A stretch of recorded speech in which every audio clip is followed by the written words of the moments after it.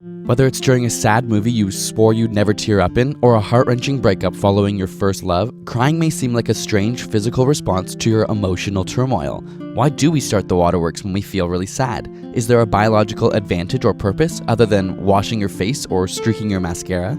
Well, crying doesn't only happen when you're emotional. There are actually 3 types of tears. Basal tears are perpetually lubricating your eyes, keeping them from drying out, while reflex tears act in response to an irritant like onions or dust. They begin a chain reaction, releasing hormones from the brain, which then trigger a tear response from the glands in the eyelids, and these tears help to get rid of the irritant. But tears of sadness? Strangely, this leaky face phenomenon is exclusive to humans, with a couple different theories as to why, and one is strikingly similar to the reason we blush, which we described in a previous video here.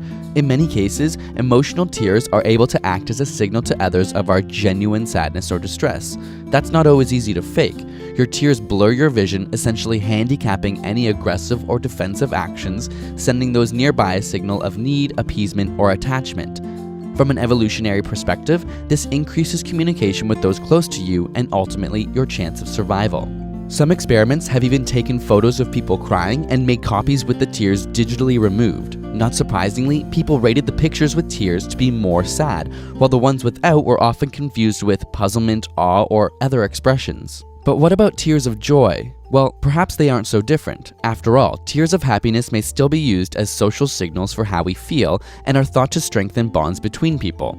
Also, both emotions see activity in similar regions of the brain, such as the hypothalamus and basal ganglia, which just happen to be connected to your tear glands. Another theory suggests that crying is one of your body's mechanisms to literally shed your stress. Interestingly, reflex tears and emotional tears have very different compositions. Emotional tears have much higher levels of proteins, in particular some called adrenocorticotropic hormones, which are linked to high stress levels. And some say crying helps to release these stress chemicals from the body, but the research here is limited and not yet conclusive. So go on, have a good cry, let the world know how you feel, and potentially let out that stress. Got a burning question you want answered? Ask it in the comments or on Facebook and Twitter, and subscribe for more weekly science videos.